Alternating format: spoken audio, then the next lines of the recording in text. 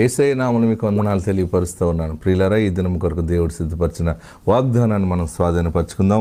యెషయా గ్రంథం 54వ అధ్యాయము 7వ వచనాన్ని మనం ధ్యానం చేసుకుందాం. Isaiah chapter 54 verse 7.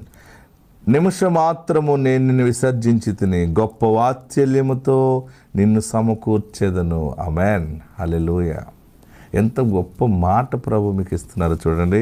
నిమిషమాత్రము నేను నిన్ను విసర్జించి తిని. ఆయన దృష్టిలో ఒక నిమిషం అది, కానీ మనకు కొన్ని రోజులు పడుతుంది. బహుశా దేవునికి విరోధంగా ఏదైనా చేసి మనసు బాధ పెట్టేమో. ఇటువంటి మన పనులు చేయటం ద్వారా ఏమవుతుందంటే మనం చెల్లాచెదురైపోతుంటాం. కొన్ని సమయాలు మన ఫైనాన్షియల్ స్థితి అయినా, హెల్త్ పరంగా అయినా, ఏదైనా స్థితిగతులు చేంజ్ అయిపోతుంటాయి. కానీ ఈ దినము వాత్సల్యముతో నిన్ను సమకూర్చేదను అంటున్నాడు. వాత్సల్యం అంటే ప్రేమ, జాలి, దయతో నిన్ను సమకూరుస్తున్నాడు. అంటే నీకెంత ఆస్తి ఉండాలో, నీకు ఎలాంటి ఇల్లు ఉండాలో, ఎలాంటి పిల్లలు ఉండాలో, నీ స్థితి ఎక్కడెక్కడ పైకి హెచ్చింపు అవ్వాలో, ఏ సమయంలో నిన్ను హెచ్చించాలో, ఇవన్నీ కలిగి ఉండటం, సమకూర్చటం. ఎందుకంటే నువ్వంటే అంతగా నిన్ను ప్రేమిస్తున్నాడు. నీ మీద ఉన్న ప్రేమకి వాత్సల్యముతో నిన్ను సమకూర్చేదను. పని చేసిన చోట డబ్బులు అక్కడే ఉండిపోయినాయి. వారు నాకు జీతం ఇవ్వలేదు, ఆ డబ్బులు రాలేదు, నాకు వస్తాయి అనుకున్నది వారు దొంగిలించారు, వీరు దొంగిలించారు, మాకు రావాల్సిన బోల్డ్ ఉన్నాయి, వస్తేనా అని అనుకుంటాం. కొన్ని సమయాల్లో అవి రావయి.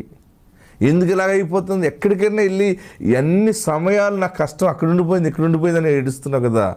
దేవుడు వాత్సల్యముతో నిన్ను సమకూరుస్తున్నాడు. నీకు రావాల్సిన ధనం వస్తుంది.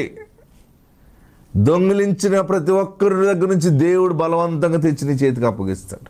దొంగవాడు కూడా దొంగిలించిన మనసు ఉన్న మనుషుడు మనసు మారి, అయ్యో వాళ్ళ ధనం దొంగిలించకూడదు, ఎవరి ధనం దొంగిలించవచ్చు కానీ ఈ అమ్మాయిది పుచ్చుకోకూడదు, ఈ వ్యక్తి దగ్గర ధనం తీసుకున్నాం మనం, ఏదో చేసి ఇచ్చేయాలి, పాపం కూడా వాళ్ళ సొమ్ము ఉంచుకోకూడదని అంటే మనస్సు మార్పు అయిపోతుంది అనమాట. అయిపోయి పరిస్థితులు ఎట్లున్నా ఆ మనుషుడు, అమ్మా నేను నా పరిస్థితి బాగోక ఆలస్యమైంది, కానీ నీ డబ్బు ఇదిగో, నీ ఆస్తి ఇదిగో, నీ బంగారం ఇదిగో, ఎవరెవరు నీది, నీకు సంబంధించింది చెదిరిపోయిందని ఏడుస్తున్నావు, అన్ని దేవుడు సమకూరుస్తున్నాడు.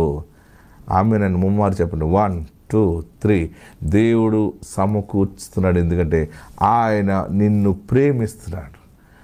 ఆయన ఎందుకు ప్రేమిస్తున్నాడంటే మంచైనా చెడ్డైనా నువ్వు ఆయన మీదే ఆధారపడ్డావు కనుక నిన్ను తలగా చేస్తున్నాడు. చెదిరి